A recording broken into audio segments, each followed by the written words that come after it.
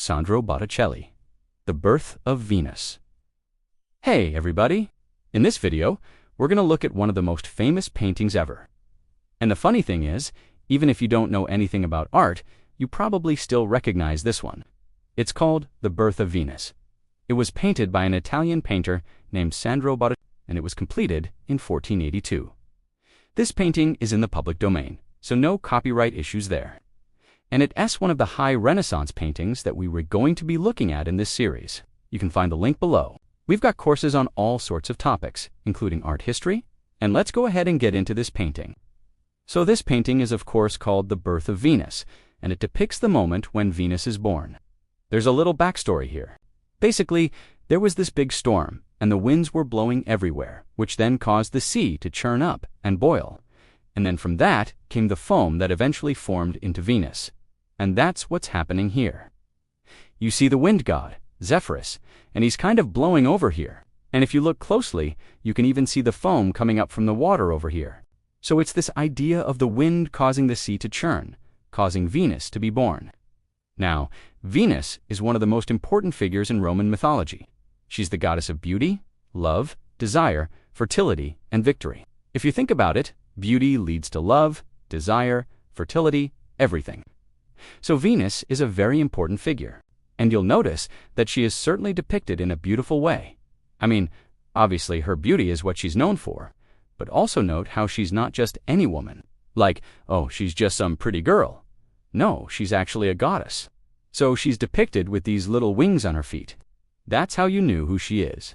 And then on her head, she's wearing this headband. These are all the symbols that tell us, yes, she is a goddess. Now, she's reclining on this giant scallop shell.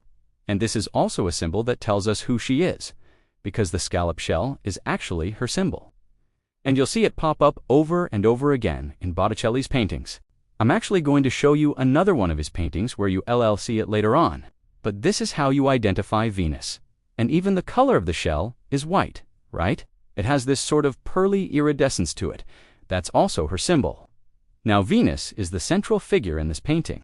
She's the one that they're really focusing on. But you've got these two other female figures as well. They're kind of attendants or handmaidens to Venus.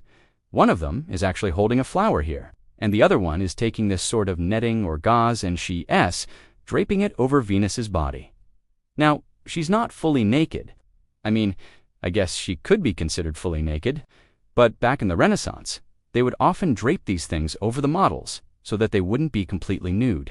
But it looks like she's about to take that off. She's like, I don't need this anymore. I am Venus. I am beautiful. I don't need to hide anything. So it's sort of like a symbol of modesty here, being taken away. And this painting was actually very controversial when it first came out, because Botticelli was depicting Venus as a nude. This was something that was scandalous back in the day. But he gets away with it by having her born from the sea foam, right? He's got this whole backstory to cover it up. Also, if you look at the background here, it's not like there's any real landscape. It's just a little bit of coastline down here. And other than that, it's just a bunch of flowers and leaves and stuff. So you can really focus on Venus and the birth of her without being distracted by the background. Okay now, I promised you I would show you another one of Botticelli's paintings. Let me go ahead and do that now. Here's another famous one by Botticelli. It's called Primavera, or it's also called The Spring. And once again, you're going to see Venus in this one as well.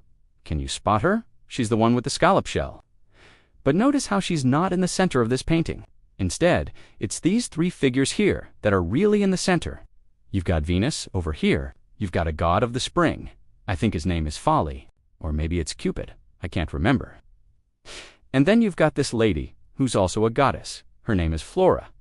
And they're dancing around and celebrating spring. So this painting is basically an allegory for spring. So anyway, I just wanted to point that out, that this is one of Botticelli's other famous paintings. And you'll see the influence of the birth of Venus here. It's like the continuation of that same painting. If you want to learn more about this one, you can click here in the card.